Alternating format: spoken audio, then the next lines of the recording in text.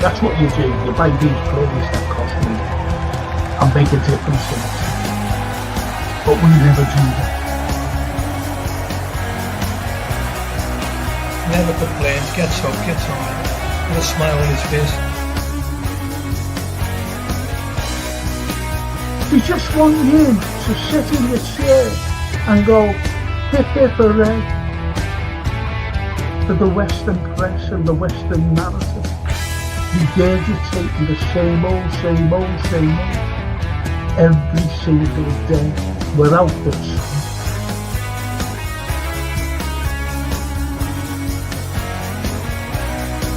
If you haven't seen it before, please watch the first two episodes, the second series.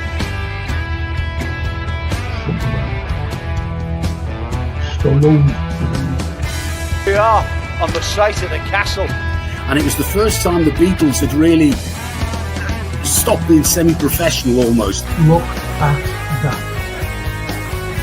Absolutely fascinating.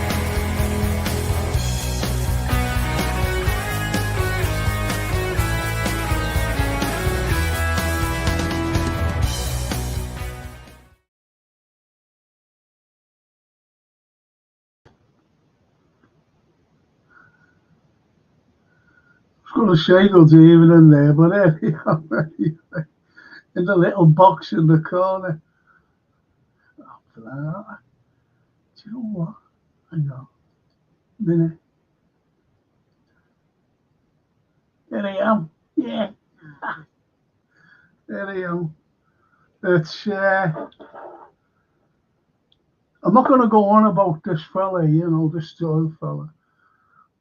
It's not for tonight. But if you want to join me tomorrow night, I'll be talking about it, the charges. He's in court tomorrow. So you can have your say as well tomorrow, this fella, and the charges, what's being brought up against him. I've got my own say on that as well. And I will say it tomorrow. So join me same time, 7 o'clock. I'll be talking about a lot of other things as well, concerning other matters. So try and join me tomorrow, please, for the current affairs. And Gary Rigby, evening Frank, evening Gary. There's the capo, the boss. Hi Frank and guest. Is it okay if I have a link to our AGM Liverpool supporter meeting in Dublin on the 6th of June in the comments? Best wishes to the best Liverpool champion. Absolutely. And if anyone, think about this, Capo. If anybody wants to, come in, I'll send them a link. Okay. And they can talk about the Reds, the Liverpool supporters over there in Dublin. Definitely talk about them. So yeah, by all means, a link, and they can comment, but if anyone wants to appear live, no problem. On the 6th of June, D-Day. Dublin Day. Excellent. Tony LFC, the mince pie man. Even a Frankie. And a pie for Frankie. Even a Tony. Be brave. Love the intro video, Frank. Hope you're well. I'm off to working. Oh, go away. You're always working. Don't you ever have a holiday or a day off or anything? 3 nights on the run with no sleep. I'll tell you what, I'll tell you something. I nearly never done this tonight. I'll tell you for why. I woke up yesterday morning, right? Just woke up, as you do. And I didn't sleep from yesterday morning honest, until 8:30 this morning. I was knackered. I couldn't sleep. I just couldn't sleep. Anyway, I got up because I have to.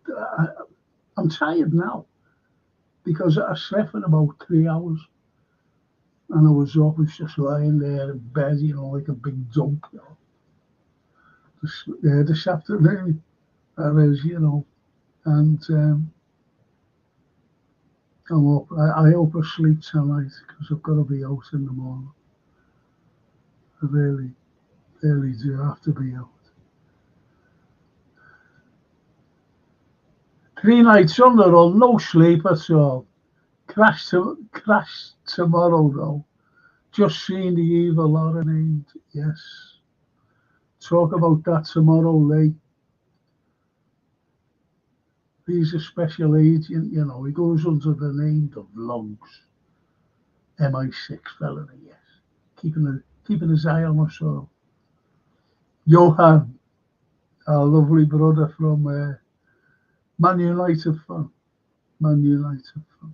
Good evening, Frank, and legends in the chat. Good evening, Johan. I hope I'm pronouncing your name right, Johan. Sounds like a Swedish name, doesn't it? Johan. Or a Dutch name, like Johan Cruyff. Anyway, leave it easy. Anyway, it's just thinking of the old church that used to be in St. George's Garden area. Did that also have a great? Yeah, it was. And no longer there or built on top of. As I know, some churches don't have graveyards. Yeah, all the graveyards there, every one of them, the one St. John's, like, you're talking St. John's Gardens. There are still bodies, I shouldn't say that, but they're still in tears there. 2,000 of them. And those 2,000 are French prisoners of war from the Napoleonic Wars. And if you go into St. John's Gardens, you'll see a plaque. When I was doing the DVD, we were trying to film it, but it's white and you couldn't see it. You couldn't see the markings, what it said, both in English and French. And when I brought people, around, I said, have a look at that. They couldn't believe it. They didn't even know it existed.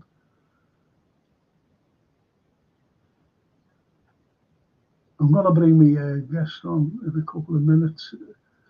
The great artist, my very good friend, Anthony Brown. I was talking about him today. I had a neighbour knock. And I brought him in with his sister. She said she wants to meet you. I said, oh, okay, hiya. How are you?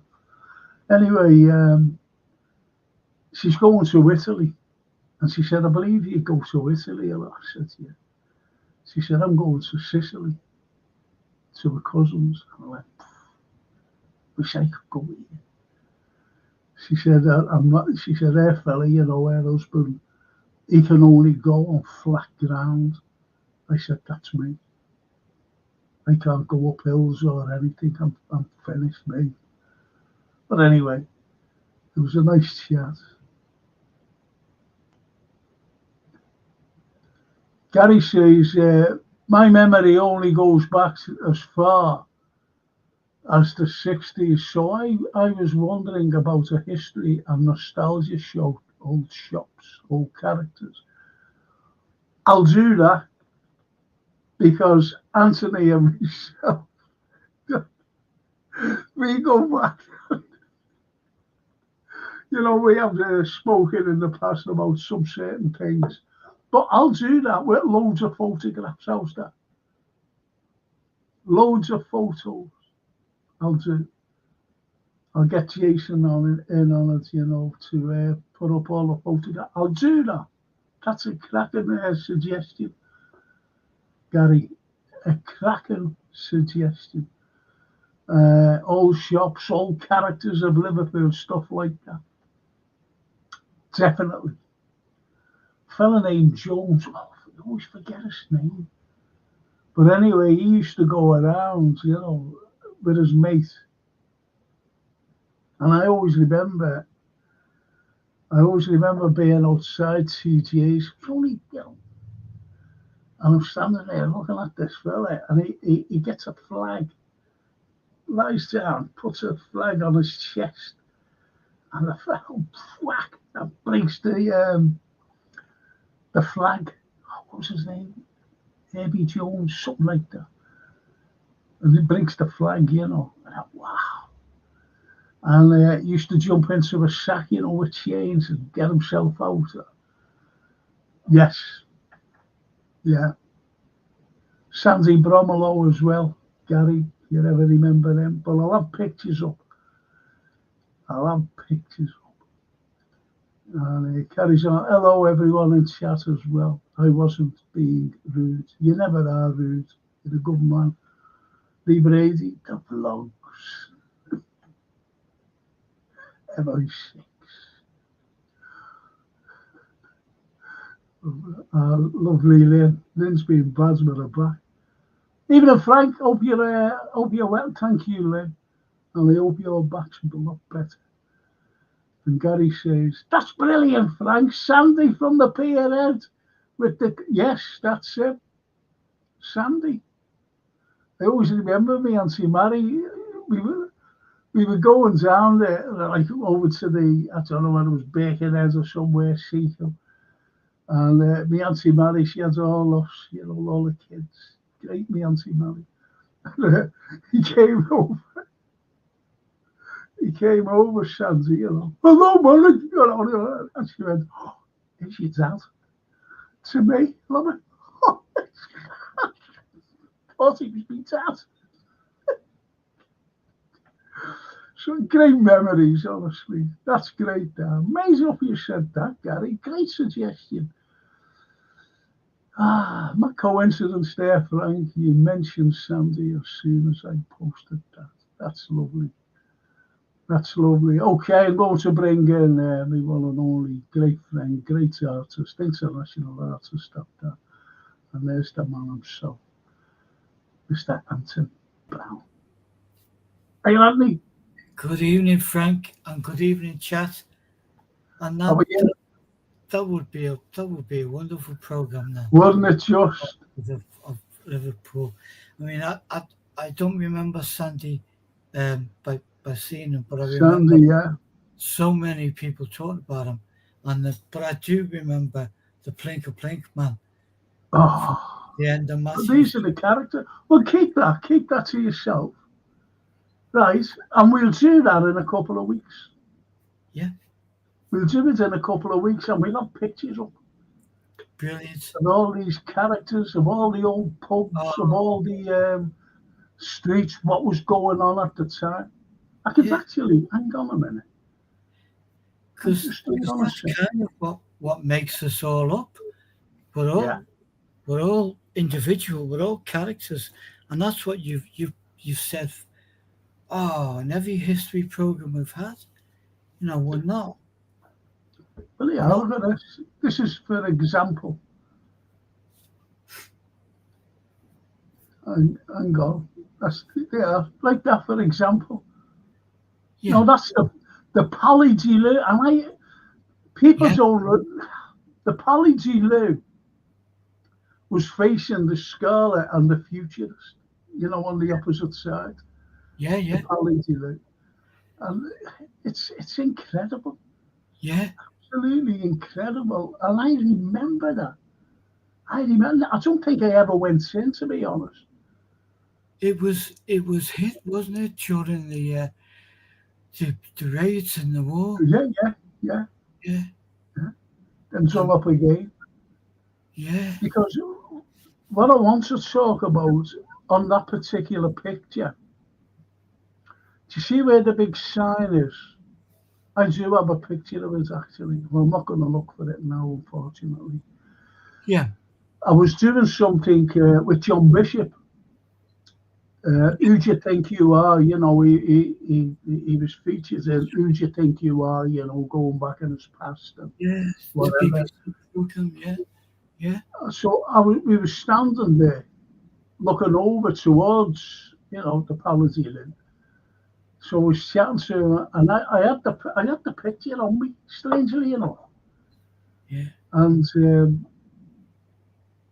before we started recording, I said to him, you fix the mics up on us. And I said to him, I said, right there, I said, stood a 30 and I've got a deal for you. He said, go away. I said, yeah. And your great granddad appeared there with his two mates. And he said, go away. I said, yeah. So the director shot over. He said, no. He said, hang on. He said, we'll record that. That's brilliant. He said, I didn't even know. Because I just said, I want to show you something down here. And so we were standing, looking over towards them. And I showed him the picture. Now, that particular, where you've got that sign, do you see the sign? Not the Black Paradise, but the other one. Yeah. The white one. Yeah, yeah. Well, that was the 30. You can just about make it out, and the top of it, you can just about make it. That was the actual 30, where he appeared in. Beautiful buildings, then, going along. No. Beautiful architecture. And right on the end there, the pillars, columns outside. Yeah. Wow. Then they knock it down, don't they, and put them things there. What's there today?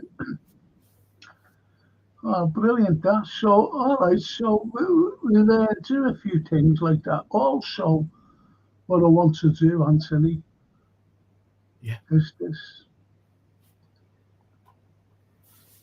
See? So we'll be back onto this. Yeah. We'll be back onto this, which is great, because I really want to show things like this. Yeah. As you know. Yeah. Just for example here. We're literally dipping in and out of history. Yeah. Look at the docks there, Anthony. Now you're talking around the 1860s. How busy they are. Oh, yeah, look, it's amazing. Absolutely amazing. There's a basin there. I just want to try and get something up. I loved what you said last time we were together. We were talking about something else, but you brought it up, the Iron Bridge to and Jesse Hartley's genius again. Yeah, that's what I'm looking for. There it is. There it is. How about that? Wow. How about that? Now then, this is the six-sided clock. Yes. That's the six-sided clock. And who built that was Jesse Hartley also. And people wondered, they said, well, how come he built a six-sided clock? What was that all about? And I said, well, what it was for sailors, it was for all the mariners, the ships coming in, and the workers, no matter what direction they were coming from. Yeah. He showed the time. Yeah. And this is don't forget, this is the 1860s when this was done. And if you just go down a little, this is where Jesse Hartley built his bridge. That all changed. Hang on. Wow. I'm sorry. There it is. I'm sorry there. Bamboozled me there. But there's the bridge there. That's what he built. Yeah. And it was incredible, Anthony, what he built. The first mechanical bridge in the world. Now, I was filming for Japanese television. 2 channels, actually. One day and another channel the next day. So on 2 alternative days. And when I spoke about it first to the first group of Japanese channel, the Japanese channel the next day went like, can you show us that bridge that you showed? I said, well, he told you. they said, well, we're our friends, with other channels, and they said, this is remarkable what this historian has said. Yeah. And anyway, we went along and we filmed it, and they just couldn't believe that it was the first in the world. They believed it, in the end. Yeah, but the And fact, probably go the on. fact that it's still there. Yeah, it's still there. Believe that It something. still works. Yeah, It still works, Anthony. It's absolutely an amazing feat of wow. engineering. We drove It past. wasn't just. Sorry, go on. Sorry, Frank. We drove past it this morning. Katie had an appointment, and we drove past it, and we wanted to stop. And look, we've been there before many times, but also not too far from there is opened up the most beautiful Italian delicatessen. Wow. And I was going to buy you a box of stuff. Was you? Yeah. That'd be lovely, that. We will dive in and buy you a mixed bag of Italiano. Thank you. That's. Just, I love my Italian food. I really do, honestly. it's such a base, isn't it? It's where we come from, and you never. Yeah, well, that's it. Yeah. I always remember Bishop Tom. He said to me, he never said to me, I was doing a talk at the Eldonian estate. He said, will you do a talk for us? It's outside, because they had a statue. And I can't find a bloody thing. I can't find a statue. It's been moved from the Eldonian estate. But anyway, I was there and they gave a talk. And at the foot, and there was only, get onto this, there was only 5 ever made. 5. During the 17s, I think it was the 1770s, I'm not quite so sure. It wasn't later than that. It could have been just a little bit before. It could have been the 1760s. And there was 5 made in Paris. Yeah. And what happened? One you can find today in the Vatican. The other one, I don't know whether it's in the Sacré-Cœur or the Notre Dame. I'm not quite so sure. It's one of those. Yeah. The other one, there's only 3 surviving. And the other one was found here in Liverpool. Yeah. The other 2 were destroyed during the Second World War. Oh. So anyway, I gave this talk. And that break, I'll get it up. Because on the bottom of this statue, there's on the plinth, there's like it's brilliant marble, and it's like an open Bible, at the front, at the bottom of it. Yeah. And like a book, Bible. And he asked me, he said, will you write something on that? I said, yeah. So I wrote something on it. And on the other page, there's a poem, and it's by a young Ethiopian lad, 14 years of age. And I'll get it up and I'll show you later on. Wow. During the break, what I wrote on this statue. Now, you never asked, how did it get here, Frank?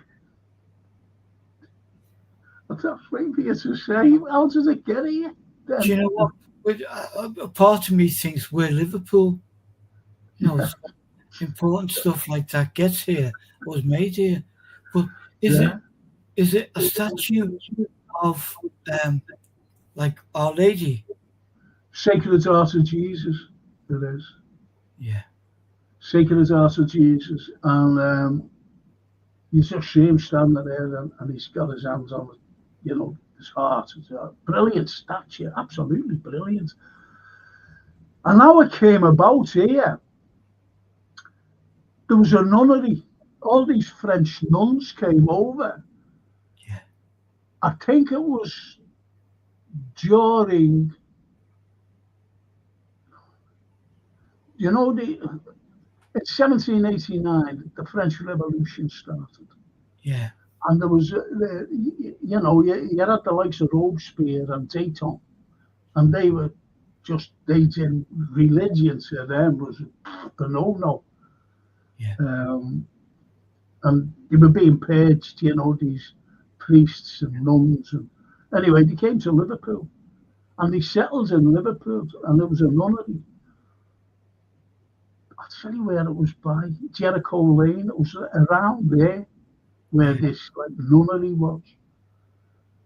And that's where they had the statue. They brought the statue over.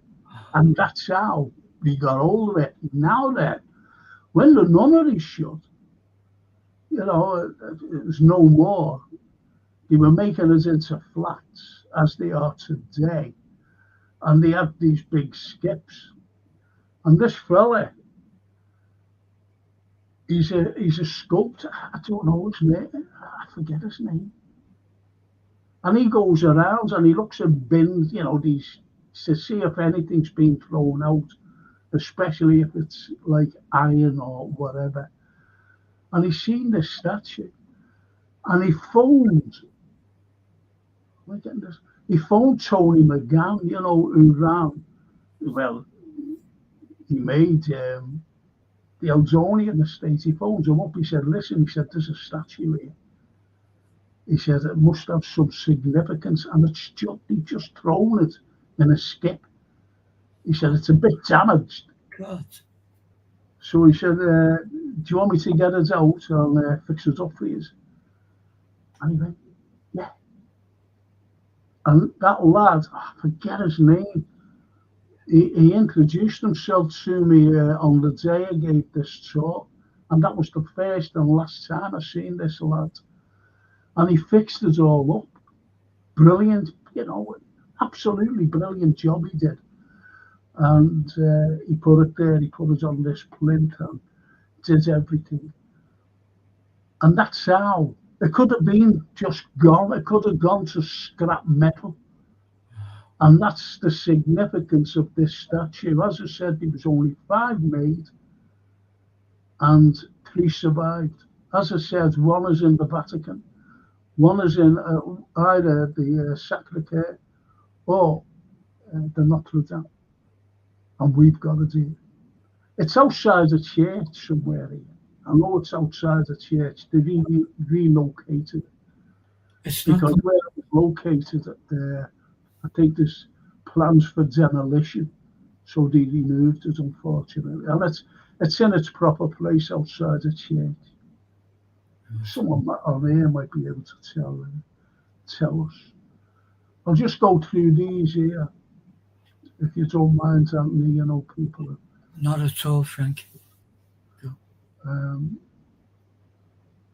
There's Edward.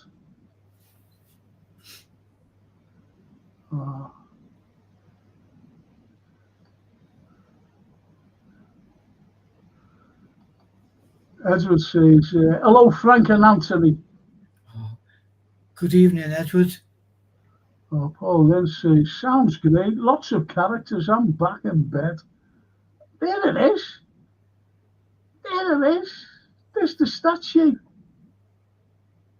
There's the statue. What Jason? I didn't even know Jason. I thought he was still in Tenerife. He's on it. He's telepathic, you know, Jason. He is, yeah, definitely. He's put that in, you know, from Tenerife. He's in Tenerife having a 6-week break. Anyway, there's the statue. Isn't that brilliant? That is amazing. It's big, you know. I wonder if he can enlarge it. No, it can't, unfortunately. But it really is. And you see the plinth, yeah. And that's where the open book is, and that's what I've written. I haven't even got me.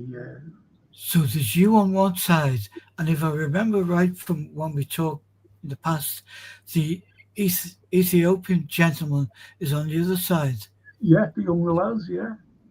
Either page. I'm on he's on the left hand side, and I'm on the right hand side of the book. That's it. Thanks, Jay. What a man. Brilliant, Jason. What a man. But imagine, there's only 3 left in the entire world. Yeah. And look where the situations, one in Rome and one in Paris and here in Liverpool. You don't get many of that, do you? You don't. Sadly, you don't. But how wonderful Really. that is. Oh, I've got to track down where it is now. Don't worry, I'll find. It's only around where I live, you know. Is it? So when you come over and see me, you know, because you forget about me, don't you? Oh, but I'm only joking. I'm only joking. You and our lady. what are you doing tomorrow? Yeah. Tomorrow or Monday? What am I doing tomorrow? I'm going shopping tomorrow. Tomorrow, Francine's coming down. I've Brilliant. lost. Yeah, there it is. Oh, thanks, Jason. That's Jason. I hope I can read this. Yeah, I can read it. I can Go. read it. And the young lad, the 14-year-old lad, says, Jesus is an infant. You fled to Egypt with your mother Mary and Joseph. You were a vulnerable family in a foreign land, looking for shelter and sustenance. Help us welcome those like you who cross our borders today. Give us hearts of compassion, humane response, and laws that respect the dignity of all immigrants. Amen. A 14-year-old kid wrote that. Brilliant. Absolutely brilliant. And here's what I wrote. It was a Jean-Jacques Rousseau quote first. I said, man is born free, however, he is everywhere in chains. The influx of, and this is what I wrote, the influx of migrants into the city of Liverpool has been ongoing for centuries with a mixture of different cultures and ethnicity. Migrants who fled their countries of origin, whether through forced exile, expulsion, beliefs, hunger, wars. Liverpool has welcomed each migrant with open arms, inviting them to share a quality of life and to live under one roof in peace and harmony. Migrants brought with them their skills, music, cuisine, variety, and colour. So Exactly. that's what I wrote, and that young lad as well, that 14-year-old. Beautiful. It's on that stat. When you come over one day next week, Yeah. if it's a nice day, that is. What we'll do, we'll go around and we'll look for it. It's Yeah. outside some church. Yeah. How's that? Ah, it's fantastic, Frank. So I so look forward to that.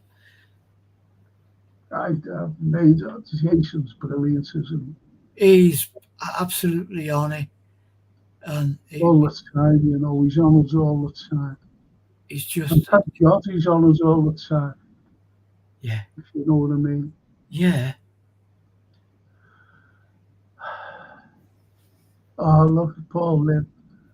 She says, you know, she's got a bad back, and she says, sounds great, lots of character. I'm back in my bed.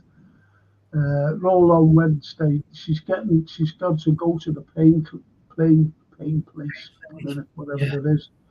And she's getting a procedure because she's in constant pain. Like me, I'm in constant pain with this. Yeah. That's why I couldn't sleep. It's horrible. It's like the toothache, never ending. Yeah. And Gary Thinking, says, evening, Anthony. oh, evening, Gary. Then says, evening, Anthony. I'm okay, Lynn. I'm okay. I'm just all the best for you for the procedure. Thinking of you. And Johan. Good evening, Mr. Brown. He's very polite, this fella. Yeah. Very, very polite. Yeah, it's like being back at school. Good evening, Johan.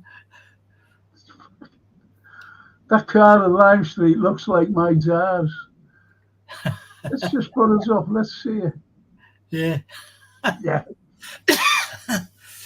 You were never out. The vintage now, boss. The vintage. It's brilliant. Yeah. Oh, the beautiful Toscana. Ciao Franco, Anthony and all. Hope you're all well. Thank you, Toscana. Thank you. Cara mia, Toscana. And Karen. Good evening, Frank, Anthony, and listeners. Did you get me message? Good evening, Karen.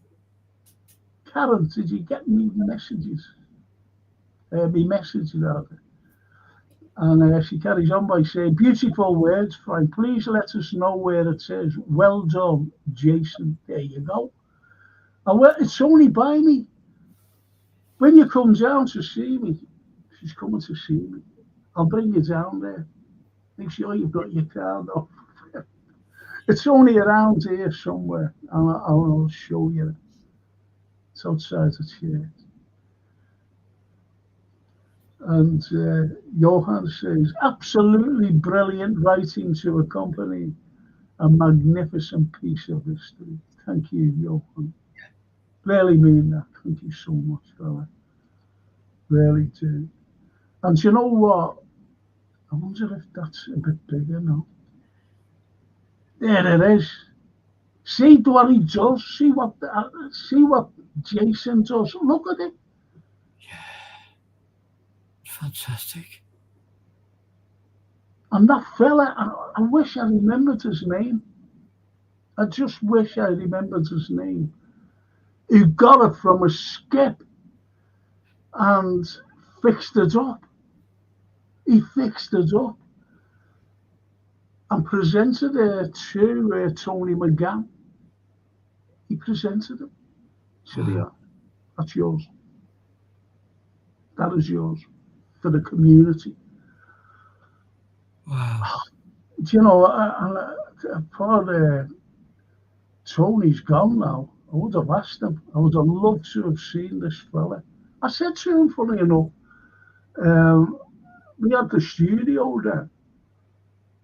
I said to him, do you fancy coming on there, coming into the studio onto the show? And he said, yeah, great. But I never got details from him. Never got details. And Bishop Tom was there. And I was late. I'm getting there, I was late. Because I was in the studio. I had to fly from the studio down to there. And people were starting to disperse.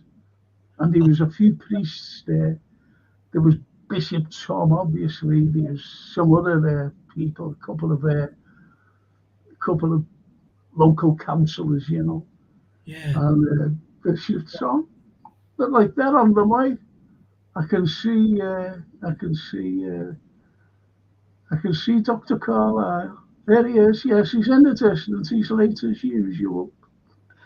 No, that's just you're looking at me. Oh, Wow. Brilliant, absolutely brilliant. I bet your idea Michael Kelly was there somewhere. Do you know what? He could have, he could have been, but he could have left. I don't know, because you know me and Michael Kelly. I would have been right over to Michael Kelly. Karen says, see you on the 18th. Absolutely, Karen. Looking forward to it. Really looking forward to it when you come down, the old mate. There's Tony, look. Oh, what a wonderful photo. Yeah. Past Tony. I never met Tony, but I obviously his word of him, his legend is. Oh, it's legendary, yeah. Oh, do you know what? I went out to see him. I just split up, and the way things go in life.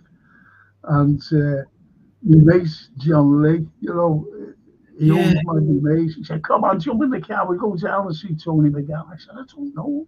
I said, "You can't just go." Goes down, And I'm standing outside, where he usually sits, and these glass doors. And I went to open, but they were all locked. And I went, oh. And anyway, I was pushing it, and then I seen Tony, he was looking at, and he was going, come in. I said, can't get in. And this fella came from nowhere inside, and he must have been saying to him, let him in. So goes in. And now I'd never met Tony, knew all about him, just knew about him. And he said, Frankie Carlyle. And I went, hello, Tony. He said, how are you? And John leave it like that. He's homeless. I'm working, I'm working, big lecturing. I'm in a suit and a tie and everything. He's a very smart, homeless person. What a beautiful bunch of people. Yeah. We had the twins, their christening at St. Anthony's, thanks to Bishop Tom. And then we went to the Eldonian, so that all the family who obviously grew up on Scotland Road and have not been back for years and years all came together for that event. It was beautiful. People there were just fantastic. We'll forever remember it, but that's a true sense of Liverpool, isn't it? You can see the pride on his face there, can't you? And so his face, at the steps. Absolutely. And as you said, they open up their arms and their hearts. Yeah. That's the day I gave the talk, actually. Yeah. Graham says, what was the area where Liverpool is at the time of the Roman invasion? What was in the area where Liverpool is at the time of the Roman invasion? The AD 40, Claudian invasion. It was just. See, you'd have to go back to the origins of Liverpool, and there was nothing here. And when the origins started, really, just before 1207, when King John sent out an antiquary, librarian around the country, because he was having problems with all these barons and whatever.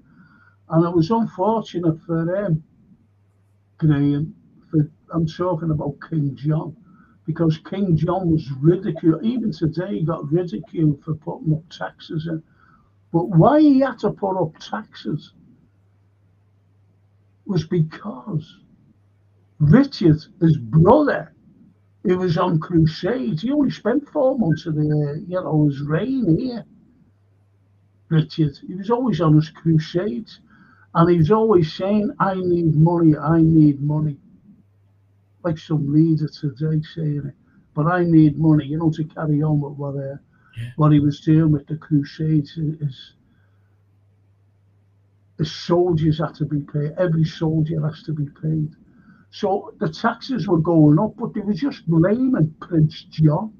They were just blaming him all the time. What are you putting our taxes up for? So anyway, this antiquary came around, and he viewed Liverpool from a place called Hyerton. A place called, just let me take this down. He viewed this place from a place called Hyerton. I'll show you where it was. I'll just show you where it was. Hang on a sec. Let me just start this. Let me bring this in. Right. Let me focus. I hope I can get it.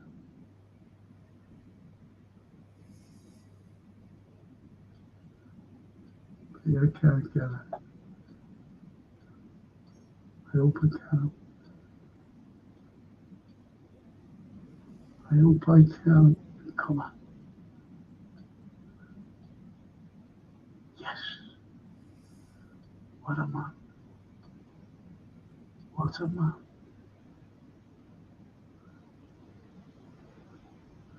What a man. No, I've just got to show you this a moment, because this was built around 1868. See that? Yeah. No, that was built in 1868.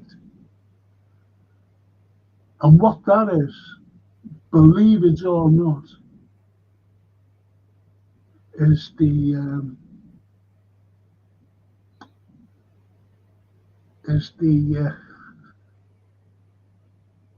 I can tell you who it was built by.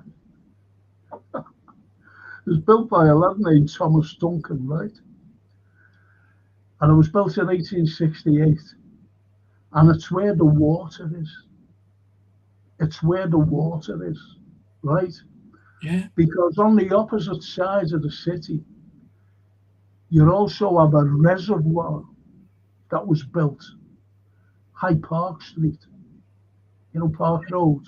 Yeah. So the two of them connected, both, he built both of them. So the both of them connected. And why it was built in 1868, Dr. William Duncan said, we were suffering from terrible cholera, typhoid, dysentery. Yeah. And it was killing us. It was killing the people. So what Duncan said, he was the very first officer of health, Dr. Duncan, the very first in the entire world, by the way. Because we just said, listen, we've got to do something. Let's just put this fella in place and concentrate on what's happening. So we brought in a fella named Newland, Dr. Duncan, and Thomas Duncan as well, to build these things. Duncan said, great engineer, he said, I can build water. I can build a tower. I can also build something else that will draw the water up, send it over, because that's a massive machine, more or less, that, which is in Everton Road there, right? Yeah. So that's a big machine. And when the water left the reservoir, goes along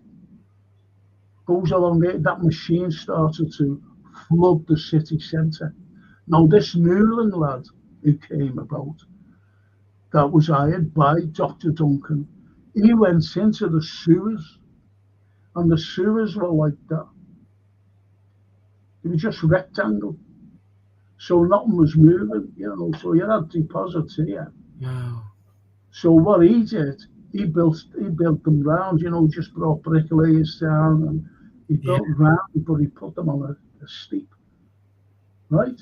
So they rounded from the rectangle to rounded and on a slope where the likes of deposits, say there, the water came down and flushed it away.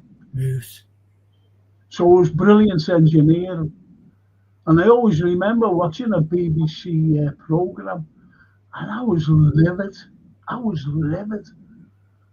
And it was one of the Dimblebees, David Dimbleby, doing this documentary. I was fuming. And what he said was, the first thing was built in Manchester. Because he was talking about it. I said, it wasn't, it was here.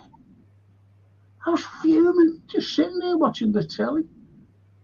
And it was so soon after that this, Dimbleby was going on about this, great engineering things. It wasn't.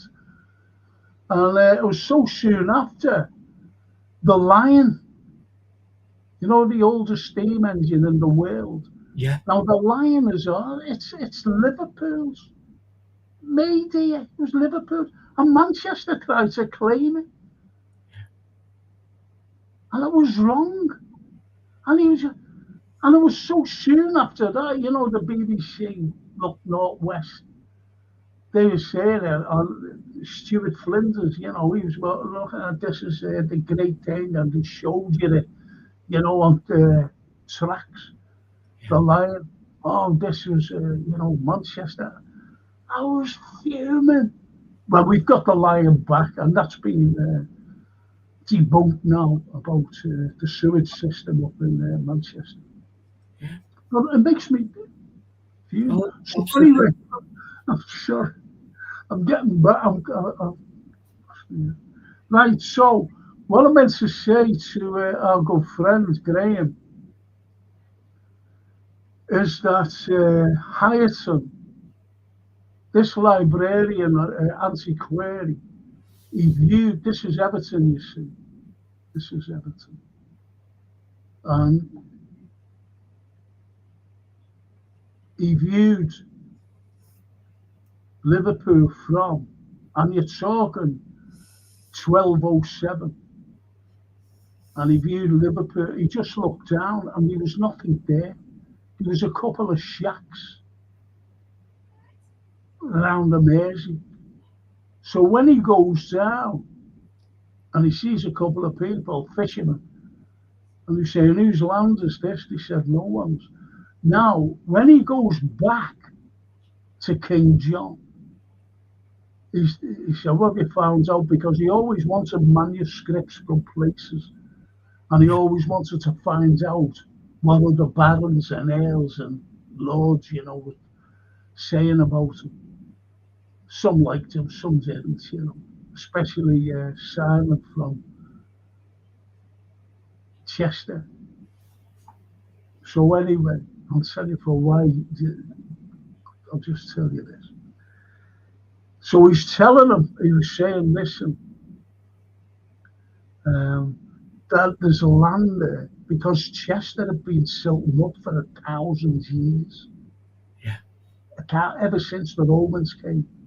Yeah. And he said to embark and disembark troops, he said, takes a long time in Chester, the River Dee. He said, but there's a river here. It's a wide river. It's a deep river. And it doesn't silt up. And it's called the Mersey. He said, well, where is it? He said, well, it's land. No one owns it. I was talking to some people.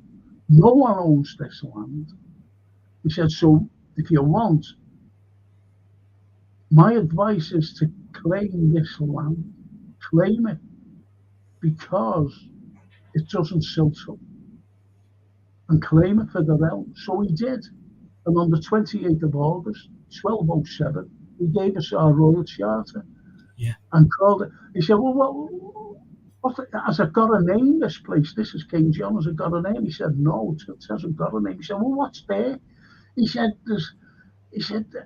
on the riverbed, the banks of the river, he says, there's tons of, I'm up Jason to see that. He said, I can't do it. Oh, yeah,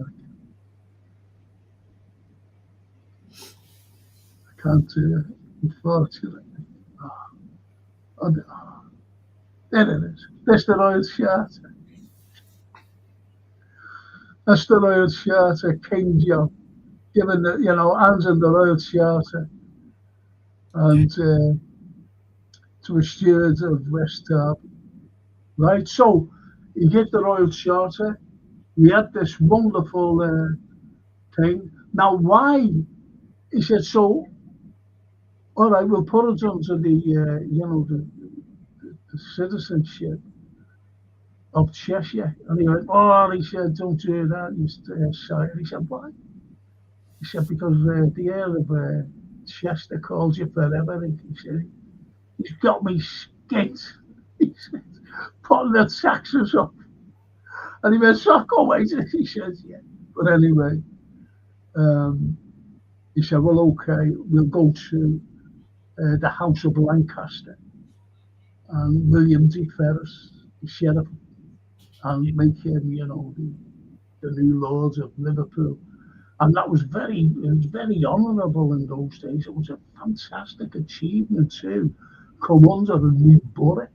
So we came down, and the first thing that he did was to build What's Behind Me. And isn't that brilliant? So there's our royal chat. Royal chat. And What's Behind Me, that was the first thing he built. He had the top of James Street flattened. And have a guess where the stone was coming from? You know, this red stone. No, I won't let you guess. It's silly to say that. But there's a thing behind it as well. This stone came from, believe it or not, the quarry in Lime Street. In Lime Street? Lime Street. Well, go on, what were you going to say? First thought was Woolton. And then, obviously, it's got to be one closer. The big misconception and wind up with people is that they assume that any stone that's flattened and made use of is old York stone. Yeah. And it's not. We got our own. So it's almost like this invisible giant creates Liverpool with Liverpool. No, doesn't go out. You see, so when the likes of this antiquary, you know, as I said, he went back down and he said, listen, this is what's happened. So Williams Ferris came down. The first one was in Moorfields. They were getting the stone from Moorfields. Yeah. Right? Because it was on a hill like that. So they dug in there, taking the stone up. And then up on Lime Street. And if you leap forward a few hundred years, you had Mackenzie, you know, the famous pyramid man. Yeah. You had Mackenzie. And he was the engineer. Now, what had happened was they were finding a good route from Edge Hill into Liverpool. And they seen all this work around Lime Street. Now, what's that?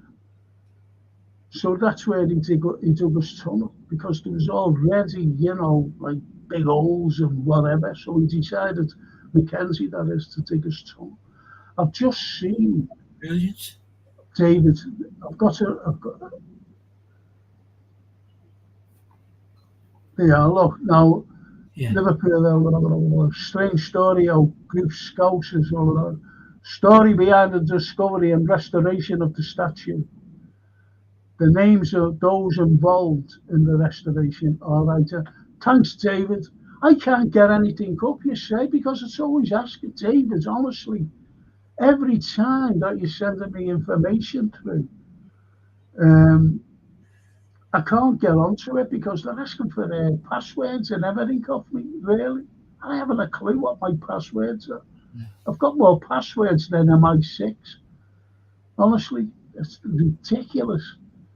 Everything is for it. Even to turn the telly on, they're asking for passwords. You get a screenshot of that and check it out. Yeah. No, don't worry, you'll get it.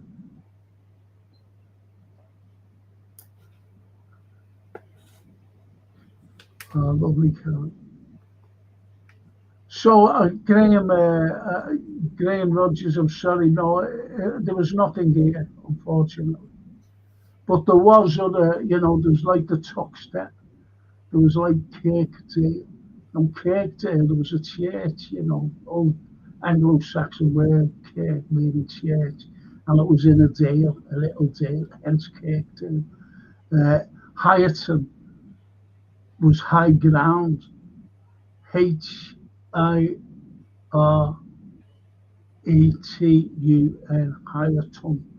Hyerton, and it means high ground, and that's where the antiquary viewed Liverpool from. And then he went down speaking to these fishermen. So that's that. The statue in Edge Street and a Bank Street, where the Irish settled. They had settled all around here. So when It's near me. I know it's near me. Don't worry. Like as David said there, I'll tell you where it is. And Johan. Be careful, Frank. Joe Rogan podcast might tap up Jason with his production expertise. Yeah. Joe Rogan I'm glad you watch him. I'm glad you watch him, Johan. I watch him myself. Grave Lodges again. On the Project Gutenberg website, there are 2 amazing books written by 2 elderly gentlemen. One about their life in Liverpool, Recollections of Old Liverpool by James Stonehouse. I remember Mr. Stonehouse. We won't go into that now. Not him. This fella there faked his death. John Stoner. The other book, Liverpool, A Few Years Since, by James Aspinall. Aspinall's book was written in the 1850s, many years later. I've written a book. No one ever mentions it to me. I've got it. I'll show the. I'll show it. There's my little bookcase. That big bookcase.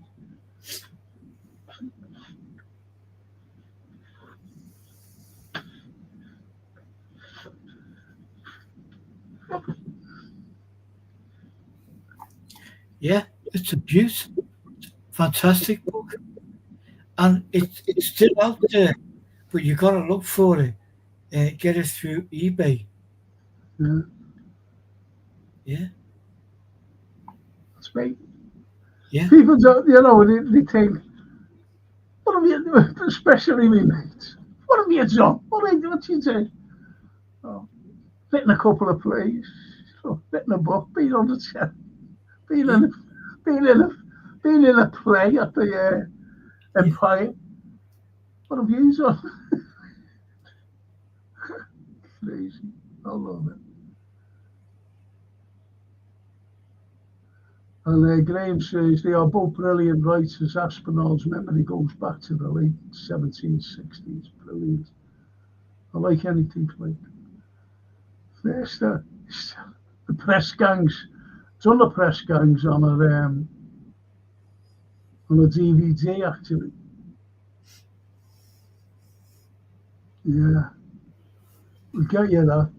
I'll send David to greatest story, great archivist. That's what I mean about this man.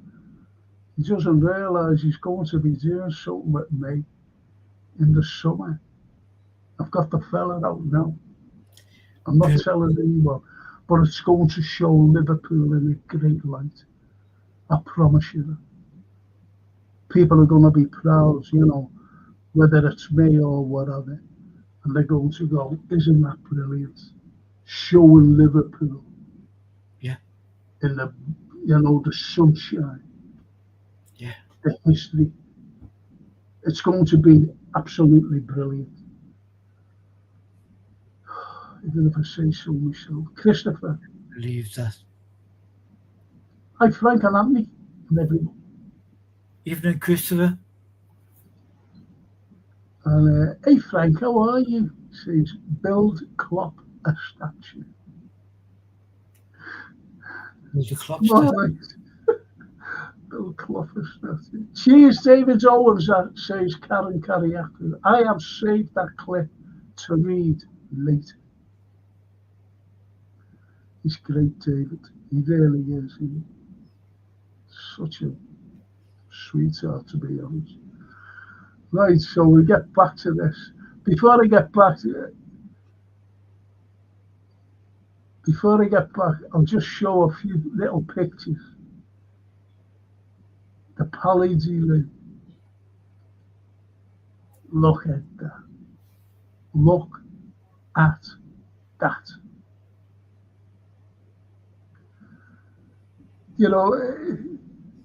BlackRock is this is political. This BlackRock is Fort Perch Rock. Yeah, but I'm talking about the Black Rock today. Yeah. It causes wars and everything else, and Yeah. it's horrible. All bankers, Oh. bankers. They own the UK now. I don't think Scotland though. Scotland are trying to break away from us. That's how bad we're going. They've been trying to break away for a very long time. So anyway, I'm gonna have a quick break here, people. I'm trying for a cup of tea. I really am. So I'll see you after the break.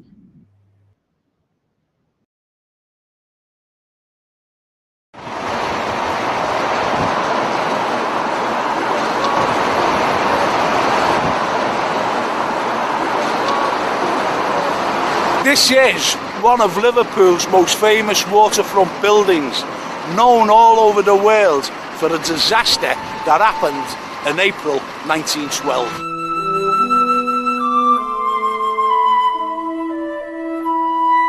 Architect Richard Norman Shaw's building is known locally as the Streaky Bacon Building.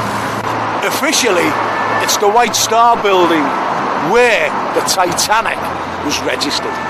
The middle balcony that you can see, that's where all the information was given to throngs of people that was here in the Strand about the sinking of the Titanic. With today's technology, television, radio, even texts, but in those days, they had to shout about the disaster, and there was a deadly hush as all the information was given out.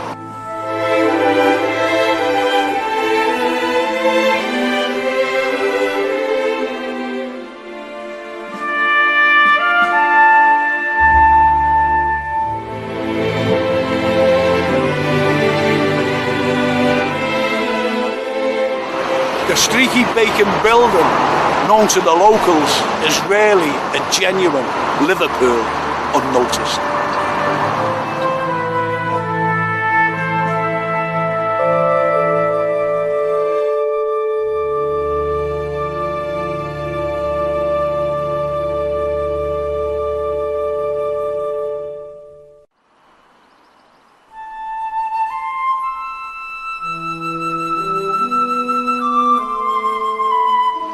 When people think of the liver beds, they just think of this one. There are two on the liver buildings, but in fact there are four that overlook the city. And here's the third one.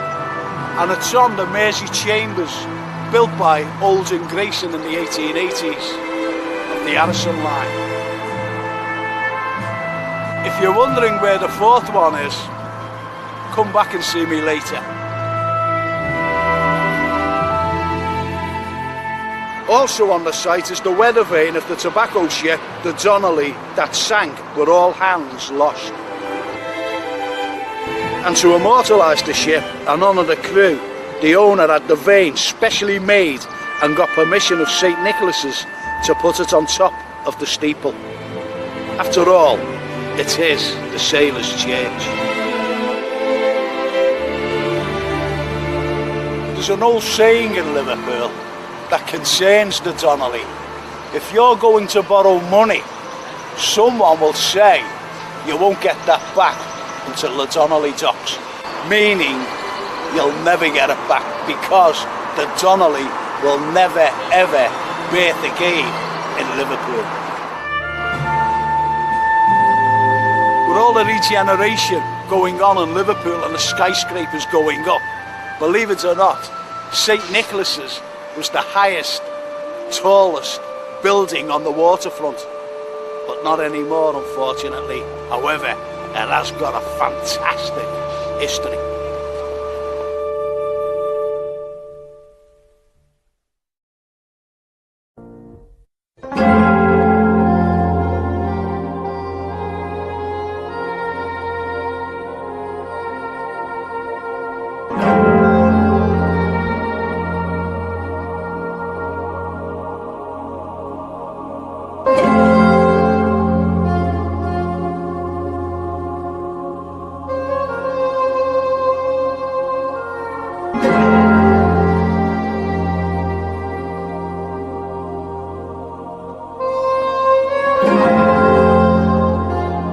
What we're actually looking at is the very first mechanical dock bridge in the entire world, built and designed by Jesse Hartley, the same fella that actually designed the Albert Dock. Well, it's actually built on the Stanley Dock, and the Stanley Dock was known as the pawn shop dock, because when ships came in through the port and they couldn't pay the fees, the mechanical bridge moved, the ships went into the Stanley Dock, the bridge closed, and until they paid their fees, then they were let out. The road is closed now, but thousands and thousands of motorists used it nearly every single day.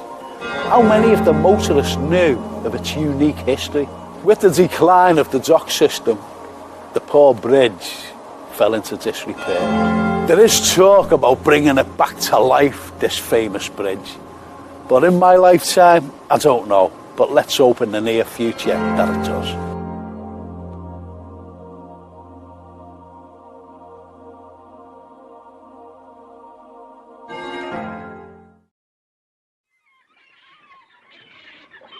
Right facing Hartley's Bridge is the very first six-sided clock that was ever built, and there's only another one in existence, and that's in Archangel, Russia. Jesse Hartley designed it, but why was it six-sided? So all around the dock area, people could see the time going to and fro work. Time is important to the dockers, and it was equally important to their bosses. So wherever you were around this area, you could see the time, no excuses.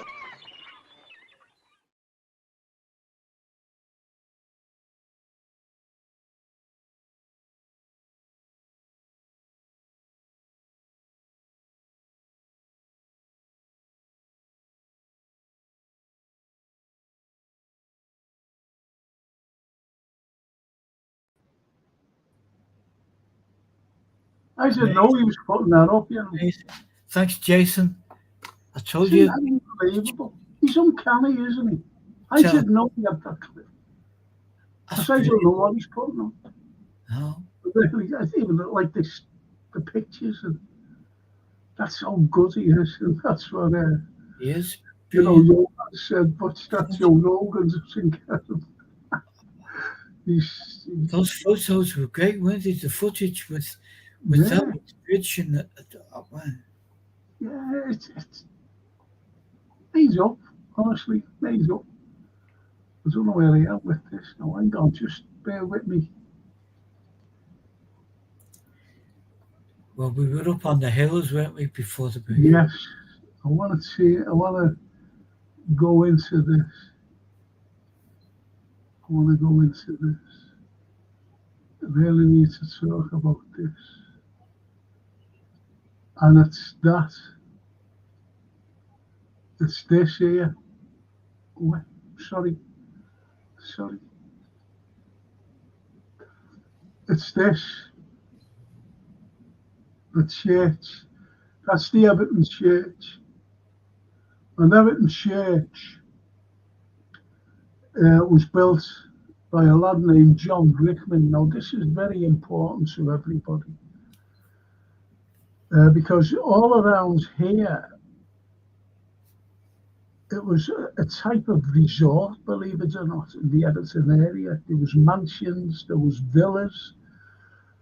Thomas de Quincey actually lived there. Now, Thomas de Quincey was a writer, and he wrote a book called The Confessions of an Englishman Opium Eater. You know, the old opium, because of the, you know, all these drugs coming into England, to be honest. And who used to go down to visit him was William Wordsworth, Samuel Taylor Coleridge, and Dorothy Wordsworth. And they used to visit him, and he used to go up there to Dove Cottage, you know, to Grasmere, you know, to visit him there in the lakes. So it was a resort. This was a resort, which was fantastic. But also, I want to show you, Anthony, is this church here. Hold on,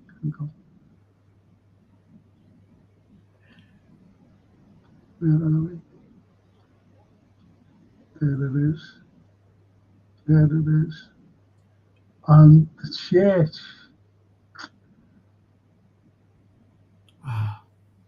Right. Let me go in again.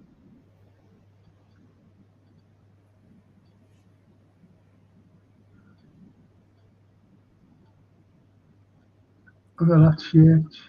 Yeah.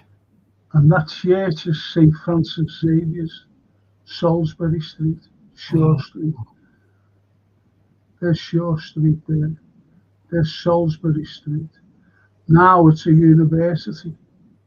It's Hope University all around here.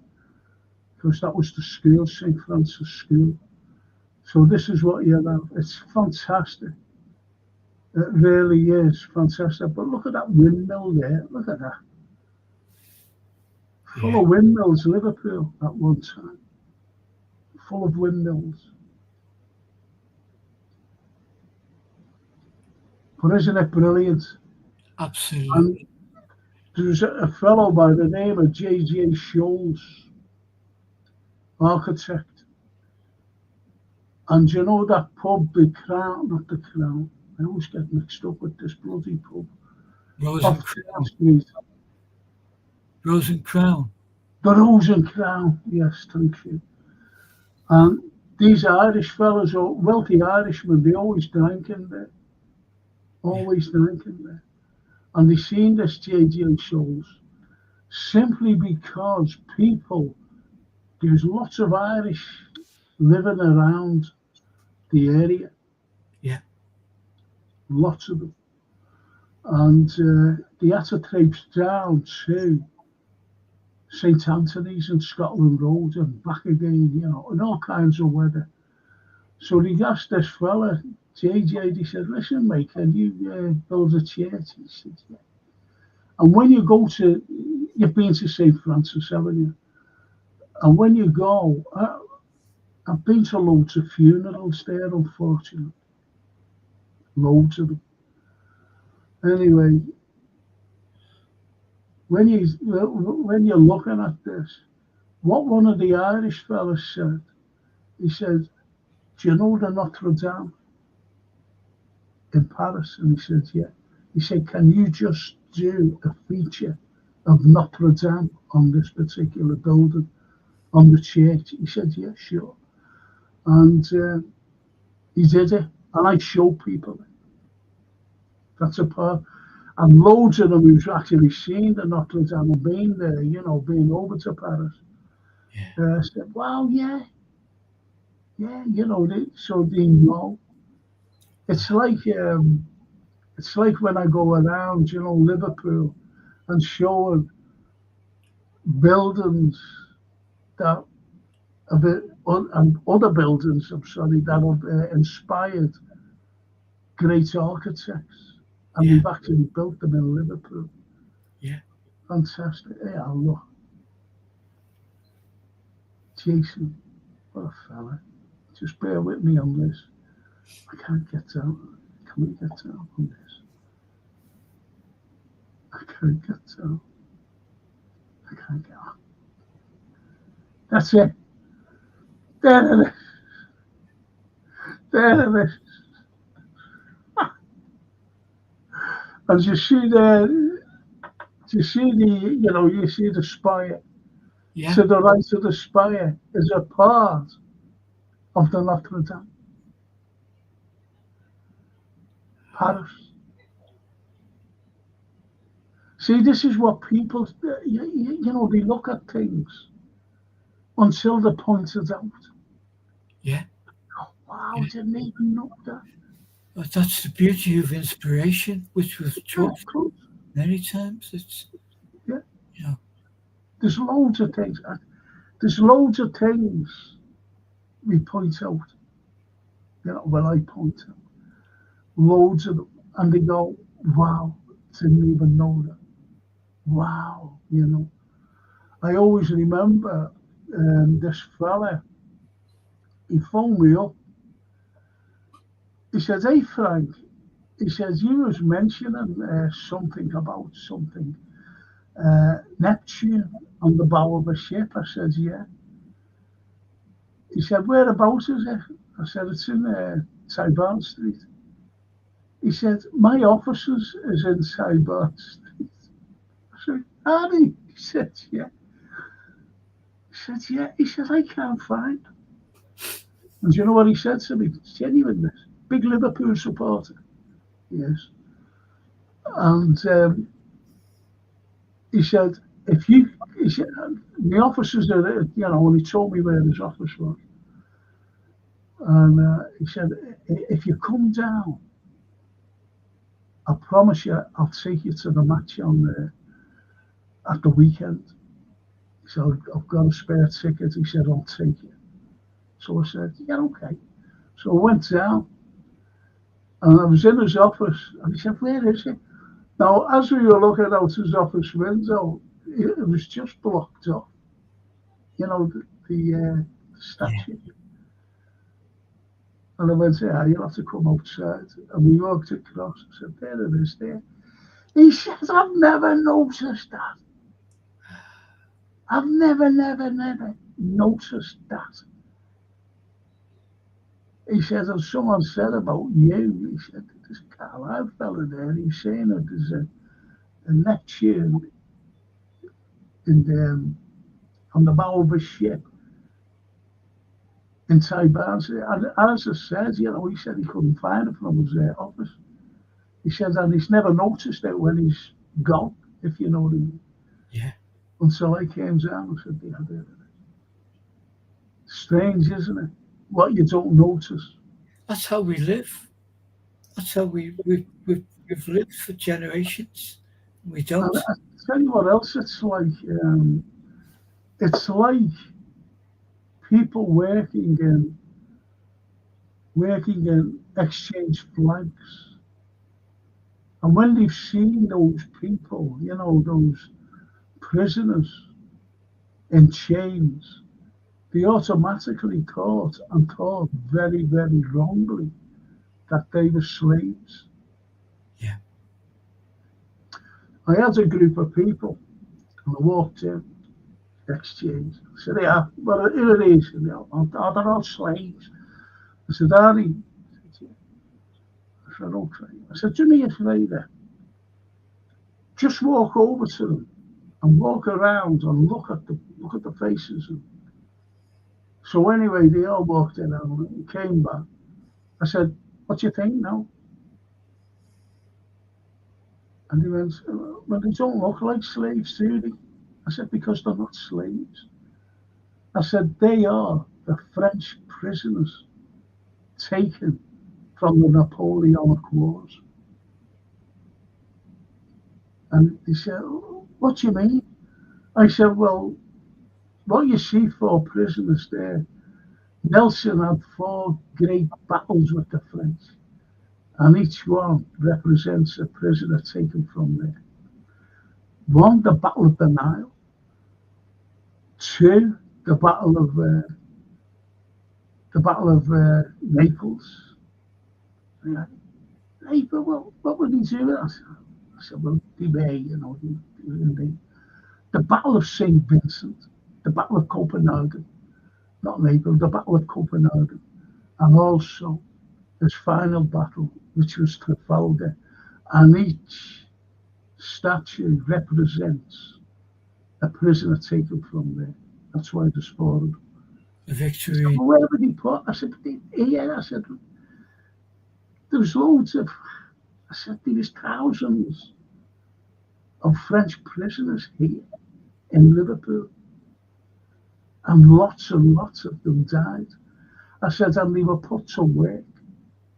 I said, "What you see in the Georgian Quarter, the likes of Rodney Street, Faulkner Square, and places around there," I said, "it was the French prisoners who built them. They were put to work to survive." Wow. It just shows you, doesn't it? Let's see what this is. I at that. Look at that.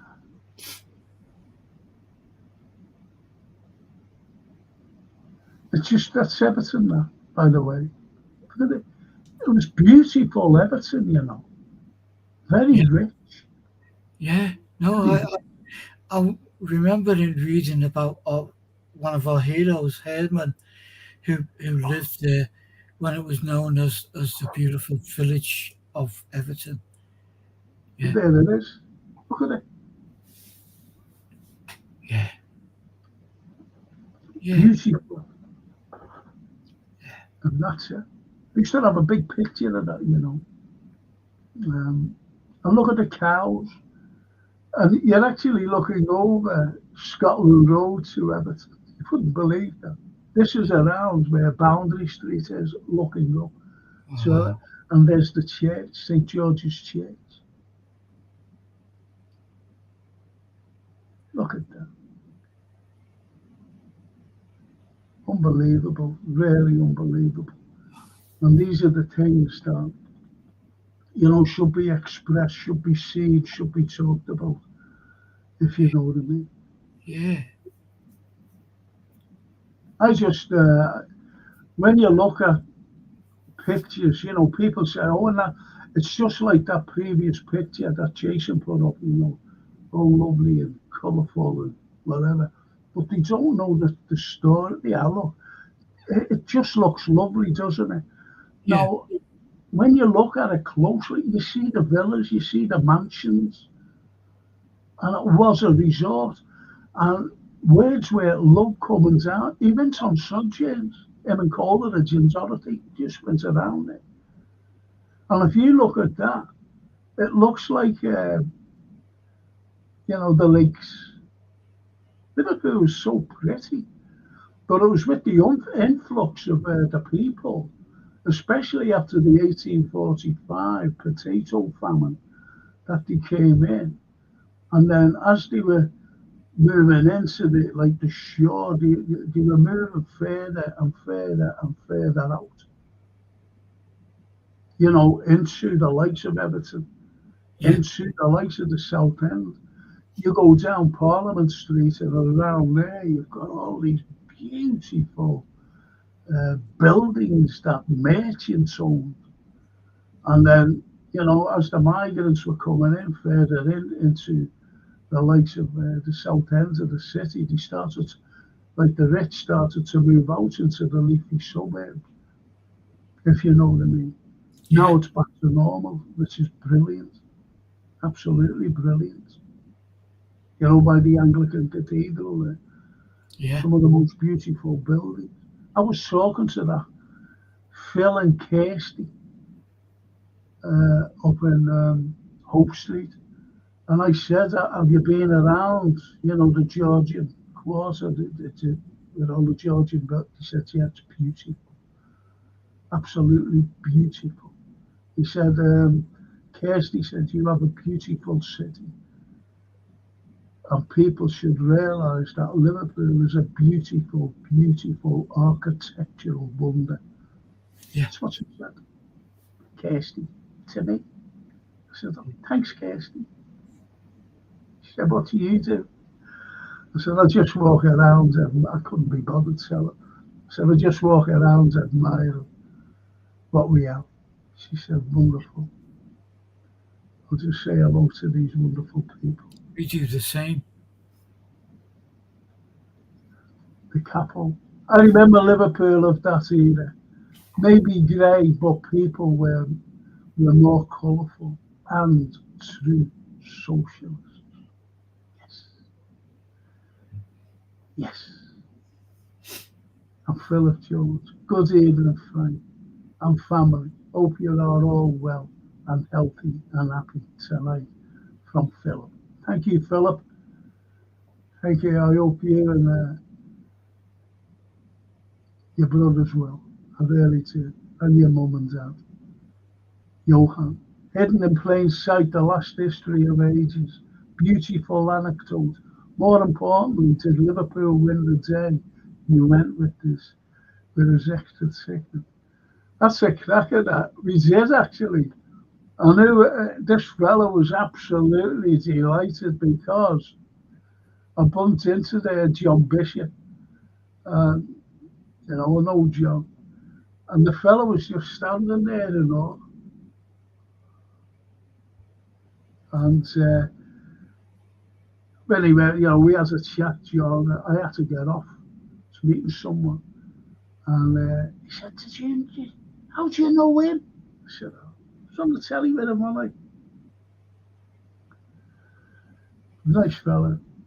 But yeah, thanks, Johan. He did. I'll just go to the capo, please, David. Thanks for another great show, Frank and Anthony. I have to go offline, but we'll watch more tomorrow. Hit the likes, lads. Take care, both. And Jason, you never walk alone with hope. Isn't that lovely? Thanks. That's lovely. That is lovely. And lovely, David. You've got to get onto this fella. But he doesn't do it, you know. He puts some pictures up now and again. He puts these links up. I can't get on the bloody things. David says, Everett House, the mansion belonging to William Gregson, had a railed of well, as a rallied well, is that railed of well outside, which gave the name of the, oh, go away, the Gregsons. Yeah, do you know what, David? I don't know whether I told you this. I went up, I had to see this fella, and there was, it's all gone now. There was a wood place there, you know, like a builder's yard, big it was, behind the Gregson well. And I actually went there. And the fella said, I bet you haven't seen this, Frank, have a look at this. I went, okay. So we went down these stairs, I couldn't believe what I was looking at. And it's gone now, obviously, it's gone. There was these wooden stairs, you know, rickety stairs. He said, yeah, I'll come up with you. It's all right, it's safe. And went up. And we were looking down into this, like, the only thing I can call it is a pit. Yeah. It was a bear pit, a baiting pit.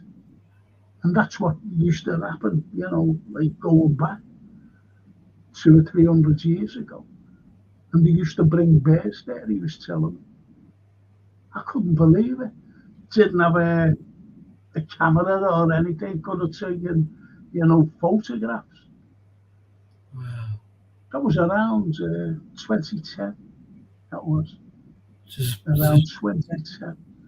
one of them still viewable at Eastern Ferry, at the back of the big hotel building, which has now been reopened.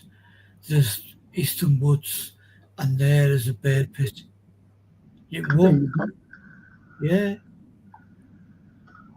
And there's Everett House. Yeah. What David mentioned, belonging to Gregson. And as he said there, quite rightly, you had one pub and another pub, Gregson well. Yeah. Remember the name? Gregson. But Liverpool's full of water. I don't think people realise that. Yeah. People, yeah. Do you know, like the cavern? You've been in the cavern loads of times. Below there's a big lake. There's a lake. Up in I forget the name of the brewery, Southend. Big red building, God blimey. You know, Camp and Furnace, you know, down there. In modern times, it'd be Kane's Brewery. Yeah. There's Hickson's, wasn't it? That's it. Yeah. Kane's it was, down in the south end of the city. Well, there's a lake there. A lake with a little boat on, a little rowboat. Wow. And that's where he made the beer from. Wow. And also in Great Homer Street, There used to be a lemonade place. Everybody bought from there. Schofield's. Do you ever remember Schofield's? Well, I painted it. I walked Did up you? Go away. because it was still there. You know, when we when we first met Mike Kelly and Bishop Yeah. Tom and Formby and all these people. Well, that's obviously that's my history and Laney's history. So we just used to walk. We'd set off at like 8:30 one morning and walk around to see what was still there. You know, and there's some wonderful. That's when I drew the tap, the Barham Street water, Oh, yeah. Beautiful. all around the same time. And it was just, to me, it was like, well, being on with you and you saying, there's such a place and it's still there. You know, it's wanting to immortalize these things because they're going, as we know, sadly, they're going quicker than they're staying. And so it was there, and I walked around, and there was a big wall, like a side wall of, Schofield's.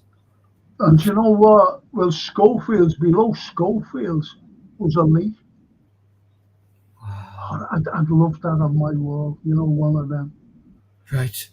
I'd love one on my wall, honestly.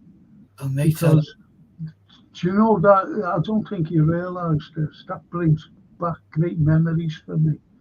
And I'll tell you for why. We always used to, do you know, like, I was brought up, you know, as you know, Catholic, and we used to have processions, and we used to go around, you know, and down to Scotland Road, and we used to pass that. Yeah. We used to pass that. And I always remember someone said it was a grown up. To me, you know, he could have been a teenager, older teenager, you know, because I was a little mad kid in a procession. And he said, and this is why it's got great memories for me.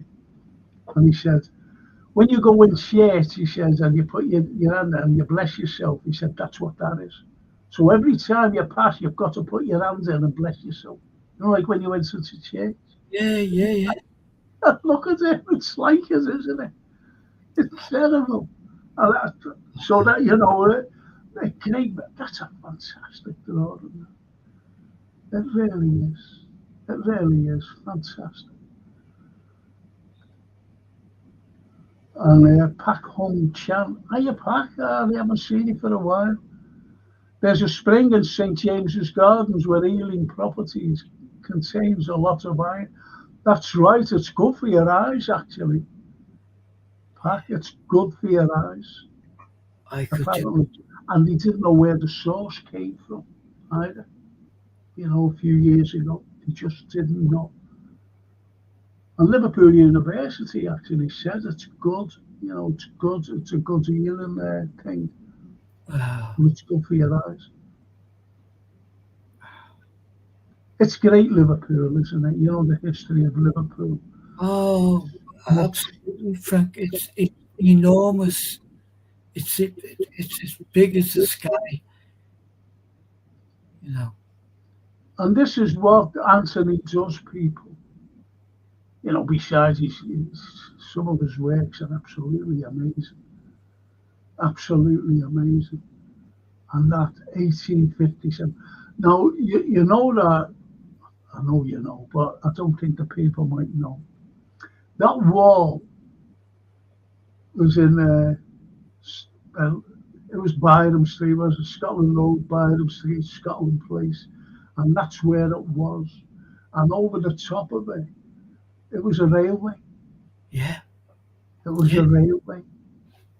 And as kids, little mad kids, we used to see the steam coming up as trains were passing. Wow. I wish I mean, I drew it because my mum used to talk about it. There you go. My mum and the family lived up the way a bit, Scotland, just off Scotland Road on Wright Street. But she always said when she was walking, wherever from town, going that way, and they'd walk past this. So she always remembered it. So I drew it. And then the amount of people that had seen it and knew where it was, because there's nothing on it to say where it was. And as you just quite rightly said, it's the railway wall.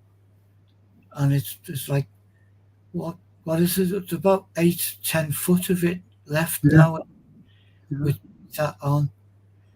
And you know what? Can I tell the people, you know this? I'll have to tell the people who actually, why they went up. And it was from the George Melly family. I think it wasn't Charles or someone else. Now, the Melly family, they went around and they were looking at people drinking from stagnant water in the street, by the way, because there was no taps, there was nothing like that, nothing at all. And what he did, they went to the I forget what Melly it was, I'm not quite so sure who it was. And I think he went to the utilities and he paid for all these tap things. The Melly family, what you drew, Anthony, there you go. He paid for them all around, and standpipes as well. He paid for them so that people could at least get a drink. But the unfortunate thing was the pipes that, the water went through it to these, and people were sick, when they were drinking, and they were getting lead poison because they were all lead, the pipes. So they changed them then. They realised what it was, the people becoming sick. Wow. And that's what the Melly family did. Now, I think it was Charles Melly. It was of our beloved George, wasn't it? It was the grandfather who did it. And that's where some kind of recognition came for the family before George.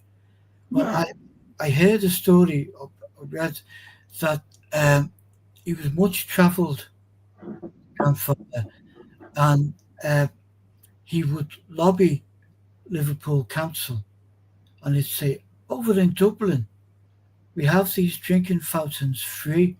In Paris, they had them free.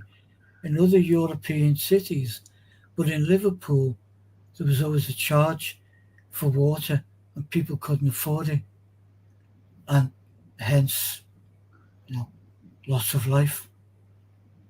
So look at that Pack-Home champ. What a fella. Charles Pierre Melly created the Melly fountains. I just Googled it. Yeah. So Charles, now, I don't know, is one of his descendants, obviously, named Charles. Yeah. When the planes came out, he bought one. To buy planes. Yeah. He bought one, and he used to take off on Crosby's Southport Sands, and he used to fly up to over to Manchester, and then land in Manchester and fly back again. Whatever he did, and he was one of the greats, because what he did, he said to his wife, he says, "Do you fancy getting in it?" She went, "I'm not getting in that." He said, "Come on, you'll be all right." So he forced her in. He forced her in the thing, in this little biplane, and went over to Manchester. And it took ages to get there, and ages back. So I reckon that she was the very first female aeronaut in a plane. Wow. I'm not talking about the balloons now. I'm talking about planes. Wow. So there you get in, behave yourself. You know what? They like you pinpointed so rightly over the years, and in our time talking, they are one of the legends of the city, the Mellys. I mean, obviously, I grew to know them through George Melly, and his music and his personality, which was wonderfully eccentric, like a lot of Scousers are. So flamboyant. Yeah. So flamboyant. And he has a sister called Andrea Melly, and she was an actress. She was an actress. The family plot, shall I say, is in the ancient Toxteth. That's right. The ancient chapel of Toxteth. I didn't know that. You told me that. But I knew the importance for him of Sefton Park and the park and the love he had for that. He was dying. He knew what he had, and he hadn't lived long. And he was outside Tesco's and Asda's and with a little thing down where he lived, down the south, around the London way, the home counties. And he was rattling it, people were looking at him. It's for, and he used to have a badge as well. There's pictures of him. Sefton Park. Save Sefton Park. Honestly, the Palmhouse, Sefton Park Palmhouse. I love it there. And for anyone visiting the city who's never seen it, that is really a must see. Yeah, given a talk there myself. In the middle of hustle and bustle, but I wrote to him out there, and there's all these young fellas with these young girls, and a loads of old, people, and they were all sitting there, and they started heckling me. They just, these are young teenagers, with girls, and so anyway, they got told to calm down or go. So anyway, I carried on. And after the end of what I did, at the end of the session, he came up to me and went, we were made up that we got told to shut up because that was very interesting. I said, well, there you go. He said, we didn't even know about Peter Pan. I said, well, there you go. Peter Pan, that's outside. Beautiful statue, yeah. And that was all done because of George Melly. Yeah. Yeah. I am sure they've discussed it many times, but there should be a statue, a bench with a statue of George Melly out there.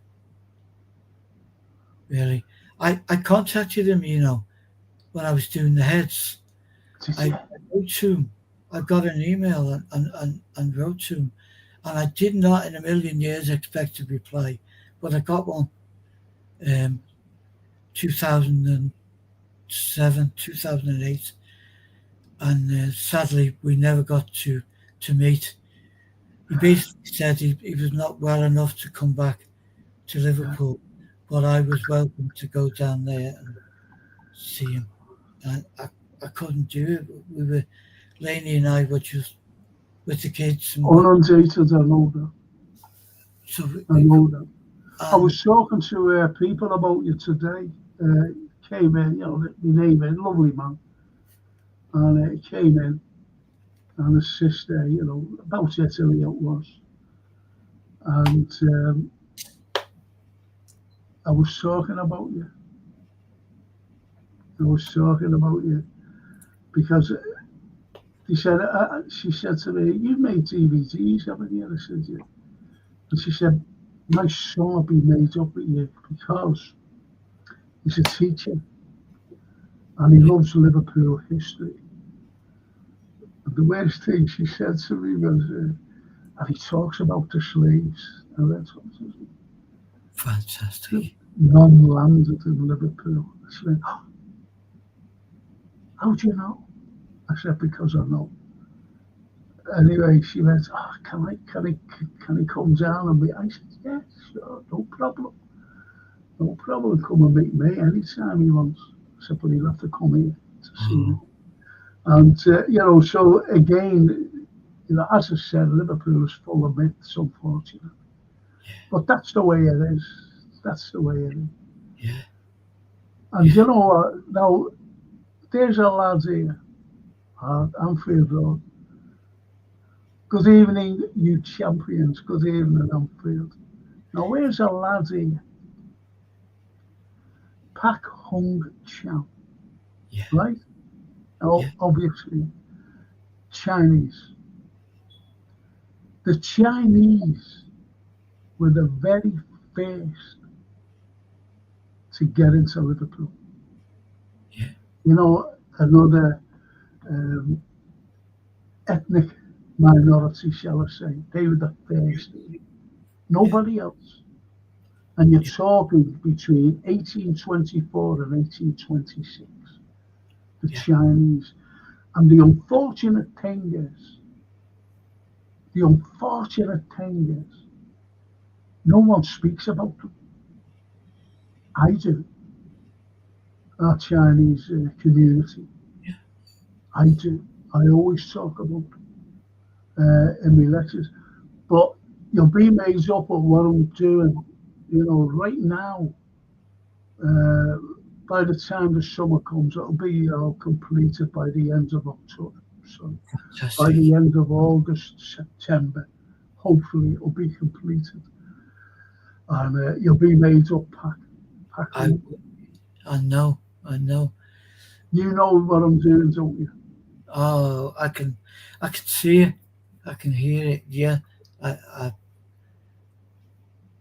I am made It's going up. to be great. It really is. I mean, great light. It's going to be great light. And we're just going to put it on YouTube.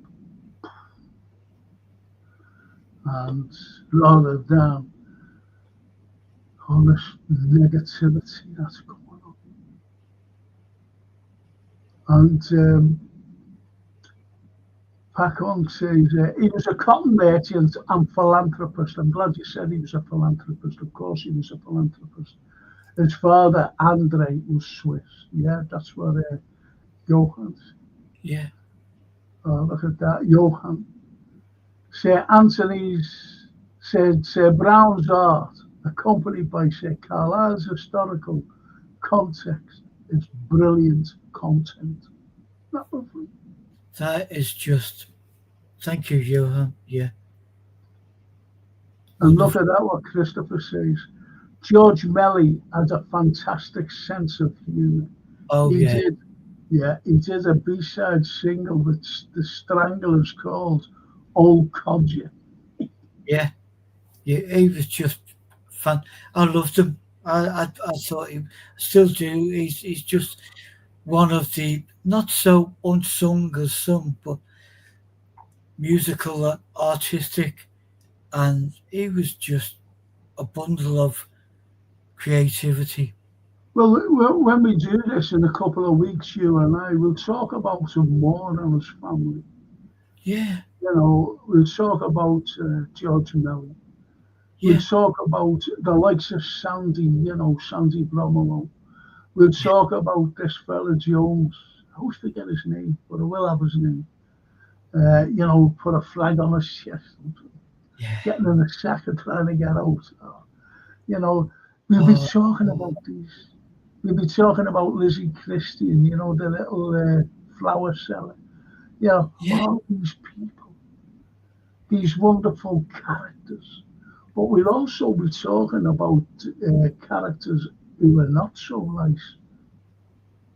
But we will be talking about characters like philanthropy, these wonderful, wonderful people, the likes of, I'm not going to go into detail now, but the likes of David Lewis, the likes of that man, Yes. and other philanthropists. That's who we talk about, and we'll have pictures.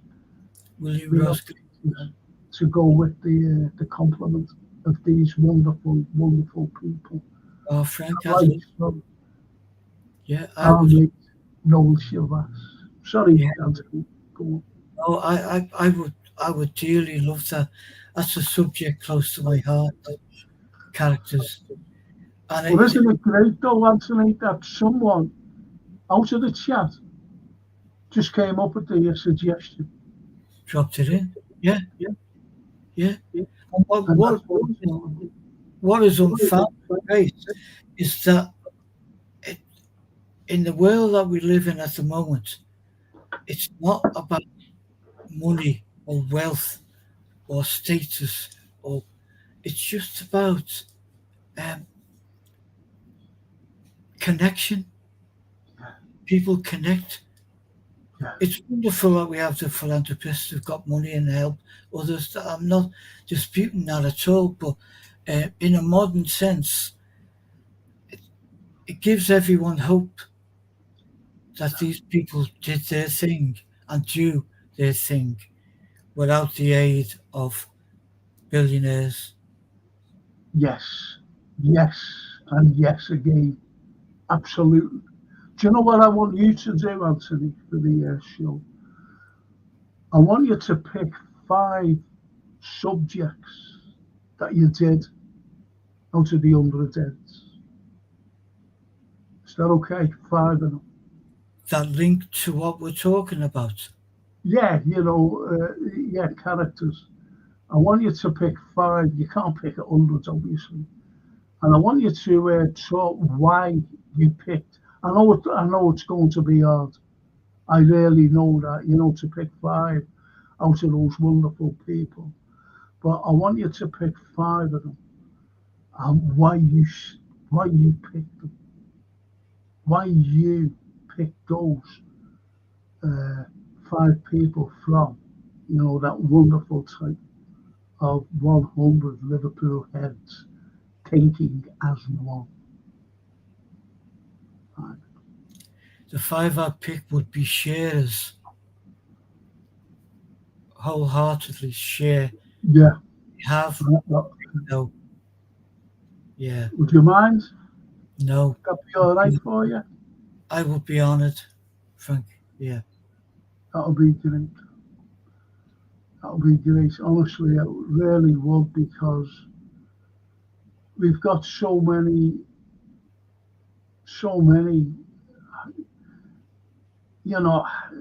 I can go through them now, different ones from the past, right from the past, through history. And you go, wow, I didn't know that. I didn't even know that they came from here. There's a lad, I won't talk about him now, a lad, he was a scribe, a Liverpool scribe, a writer. Yeah. And his name was Thomas Churchyard. If you've got Irish connections, to our people looking in now, if you've got Irish connections, I'll tell you all about them. I would love to hear that. It is. It's really good, but sad. Good and sad. You've got the juxtaposition between, good and bad. Yeah. And yet they're there with this Thomas Churchyard. Yeah. Wonderful man.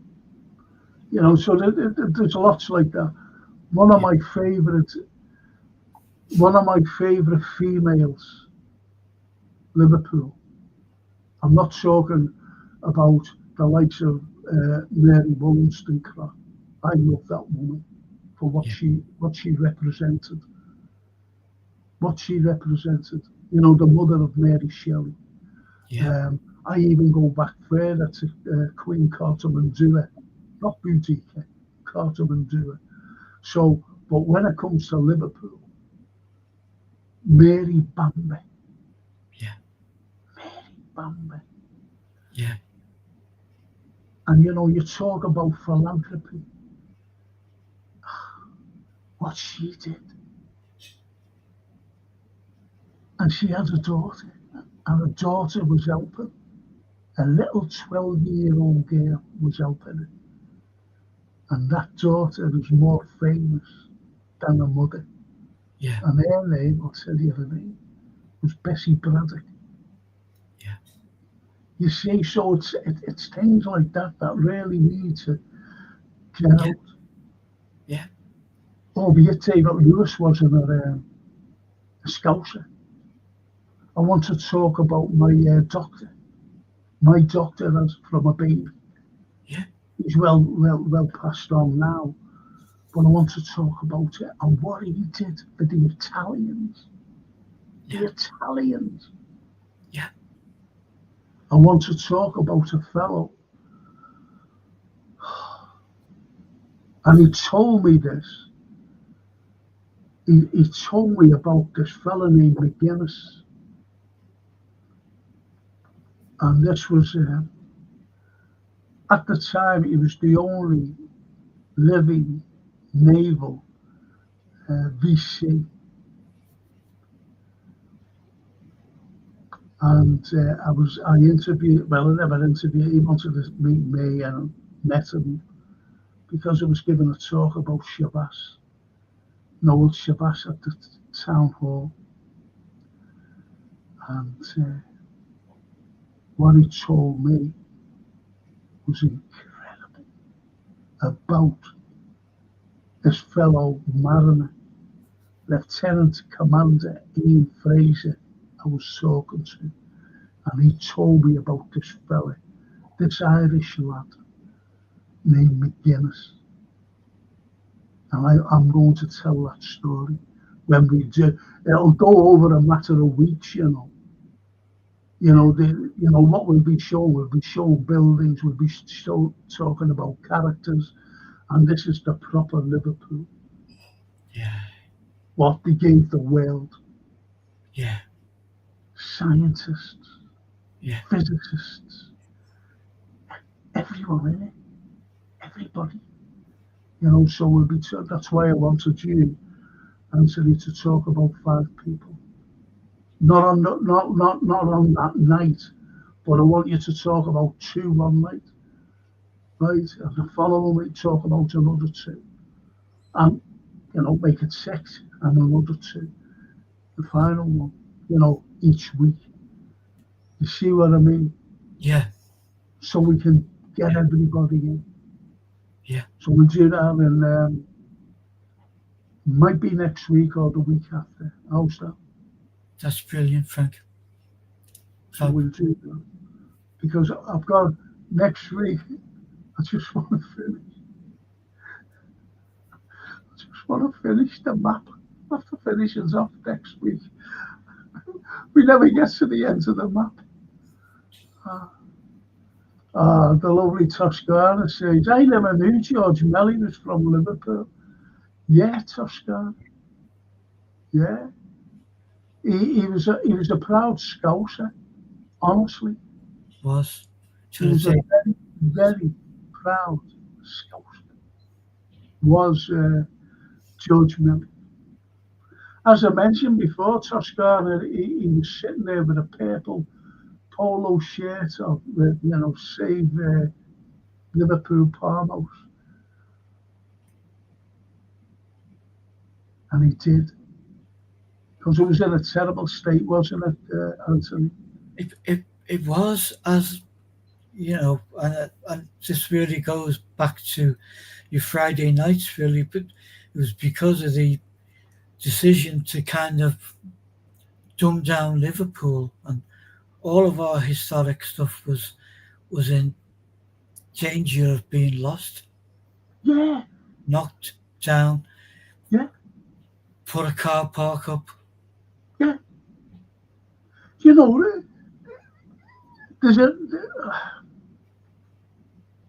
before I finish, there's a lady by the name of Anne Clough. Yeah. Anne Clough. Lived in Rodney Street. Never married. And she lived with her brother. Now, her brother was Arthur Clough. Now, you get a series of poets. You get the 19th century poets.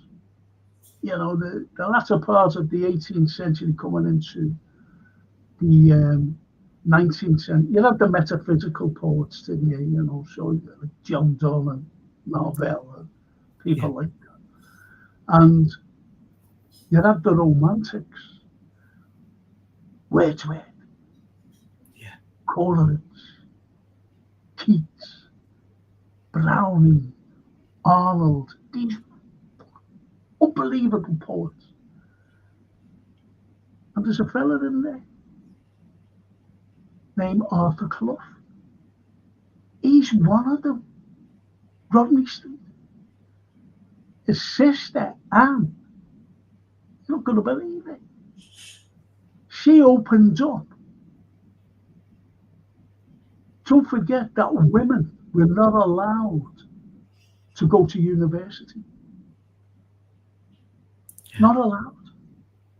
And yet, she opens up in Cambridge, a university in Cambridge for women only. Yeah. Women only. From Rodney Street. Yeah. You know, so these great characters, not just given Liverpool, but given the world. Yeah. And I'll be talking about loads of them. Yeah. Well, anyway, look,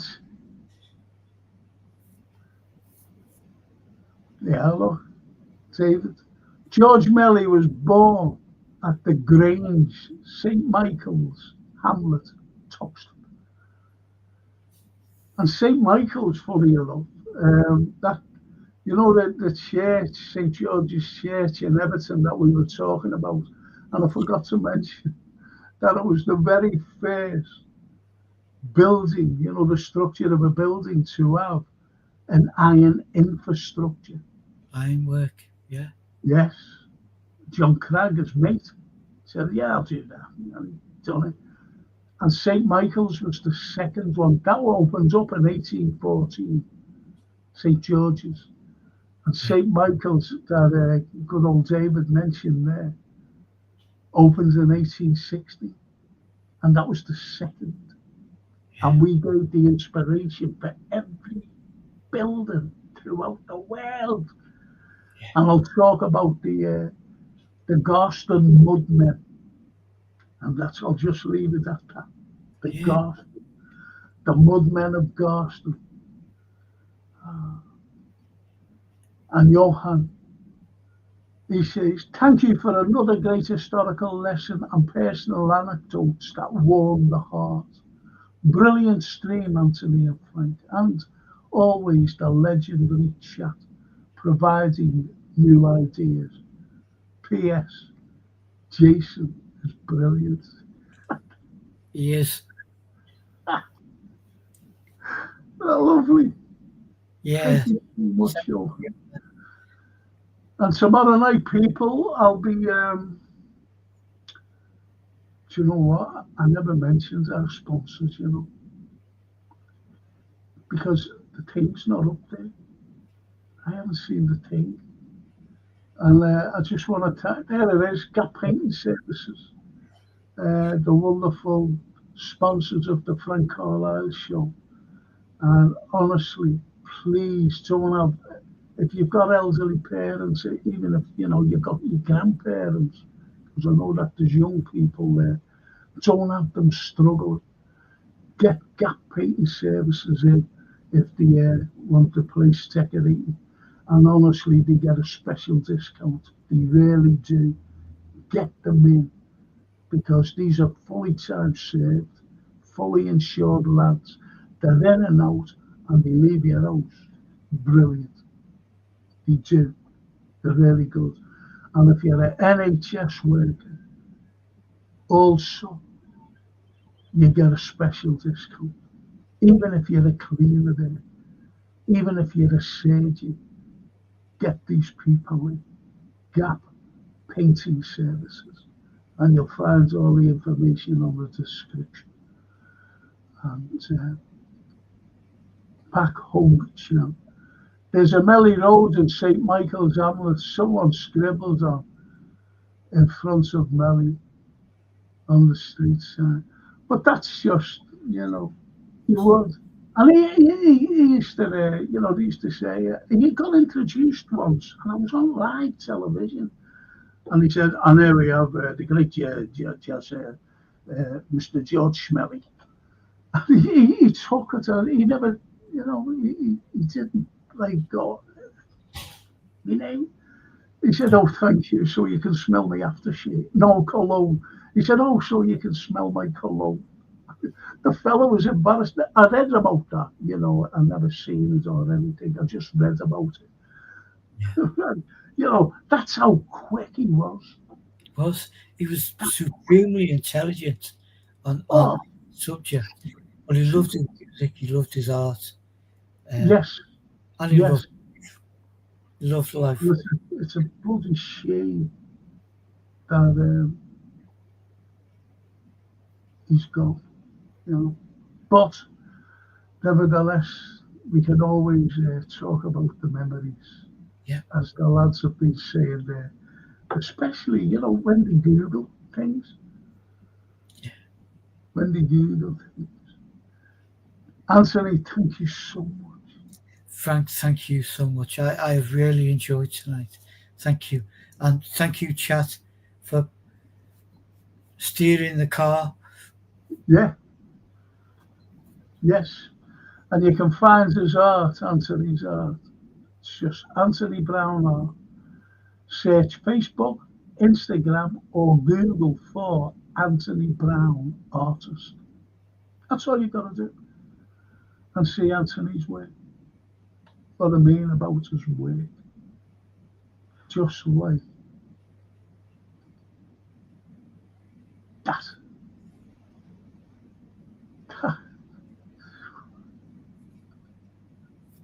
I told you when Francine was a baby, she said, will you draw me a monkey? I went, yeah, draw you a monkey. So I drew her a monkey. And it turns out to be a lion. She said, that's not a monkey. I said, I wanted to draw you a lion. I draw a monkey. Shows you how good I am. But anyway, Anthony, thank you once again. Thank you. Okay. We will see you over the next few days. Yes, hopefully. With Francine. I just want to thank the people for their tuning in, for keeping Anthony and myself company, coming out with your wonderful chat. Really, thank you for your suggestions. And even if you've got suggestions, even if you have suggestions, come out with them, because I'll be doing a lot more. I'll be bringing Anthony David Owens on as well, because I really need David, because with the football season stopped, I will be doing like the odd football, whatever, especially the transfers, but I won't be doing them throughout the week, if you know what I mean. So there'll be more history, at least twice a week, and that's what we'll be getting through. Lots of it. Give you everything.